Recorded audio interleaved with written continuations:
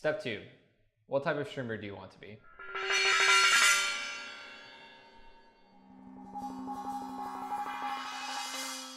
If you're going to start streaming, you need to figure out very quickly what type of streamer do you want to be. There are entertainers, educators, cosplayers, role players. You can have a cooking stream. It's endless right now on Twitch. And just streaming in general, it's growing every day, and they're coming up with more channels and more sections for people. And you really want to establish and find out who you are as fast as possible, so that you can start catering to the types of viewers that you're going to be getting and building the type of community that you want. So, you have to have something to offer your audience, right? You have to be the best at what you do. That's one thing. Like, there are esports streamers, there are people who just have tens of thousands of viewers, and just because they're the best at the game they play, and they don't even have a webcam or a microphone sometimes. They just stream their gameplay. There's plenty of League of Legends streamers that I know who, are professional League of Legends players and streamers, and they don't even talk to their stream. They just stream their gameplay, and they're getting thousands of viewers. So it's important to figure out very quickly, like, what do you want to be? What do you have to offer to your audience? And what is your stream going to be? For some examples of games that you might want to play if you are a comedy streamer, and you want to thrive off of the games you play, you could play games such as Grand Theft Auto, which is just, you're just driving around, running people over, breaking into cars. There are games that are going to amplify your gift, if you will, as a streamer. For example, for me, I am an incredibly competitive player, but I also can do impersonations and funny voices, and I can do so many different things. In Halo, the viewership and sub ratio isn't that great, so when I'm playing that game, I'm more focused and intense on the game, and I'm not really being an entertainer, right? I'm being a competitive player. I'm being an esport player, and that gets me some esport subscribers, and that gets me people who are super competitive. But that can also turn off a lot of people.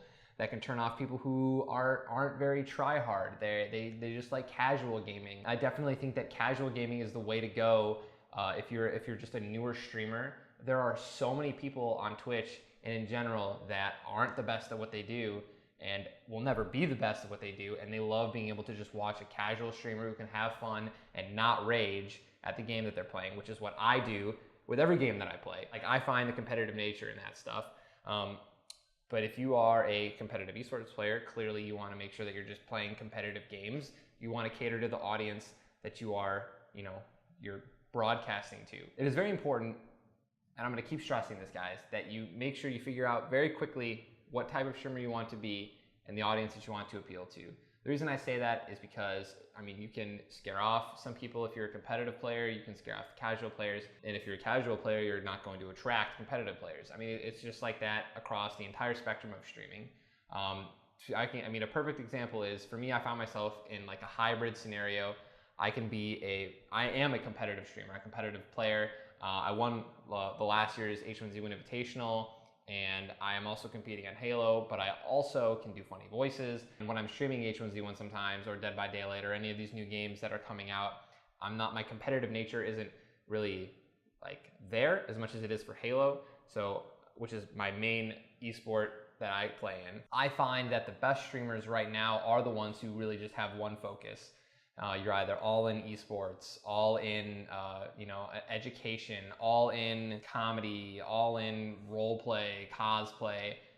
You just do it all. And when I say cosplay, I know that there are some people that just stream themselves putting makeup on and cosplaying characters, and there are some people that role play and actually create their own character. A perfect example is Dr. Disrespect.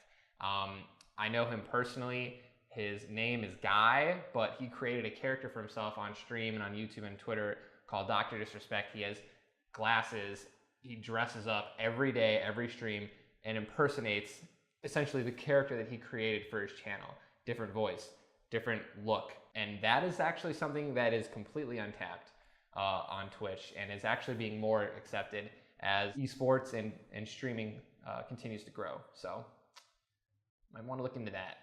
On top of finding out what type of streamer you want to be, it is very important that you find what game you want to stream. You could be a League of Legends streamer and only stream League of Legends. You can be an H1Z1 streamer only, a Halo streamer only, a Call of Duty, Destiny, the list goes on and on. There's an audience for every single game out there, no matter what the game is. There's an audience, there's a fan base. The question is do you want to put all your eggs in one basket? And it's the safest thing to do. I find that being a multi-streamer, multi-game streamer, if you are not already established, a perfect example is Tim the Tatman.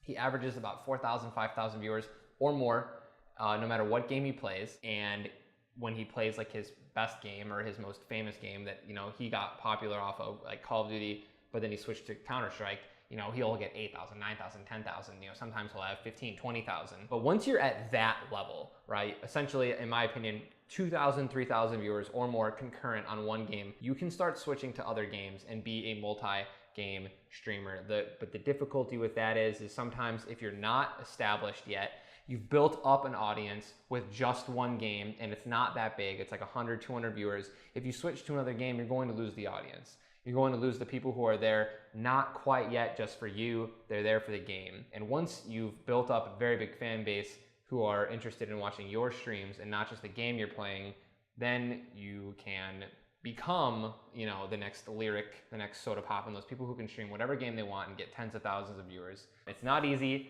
I mean, that's end game. That's end game. It's just super important, right? So figure it out early, preferably before streaming, you know.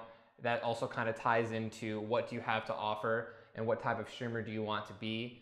If you're, you know, the best Counter-Strike player, clearly you want to be a Counter-Strike streamer. Figure out what game you want to stream and figure out the type of streamer that you want to be.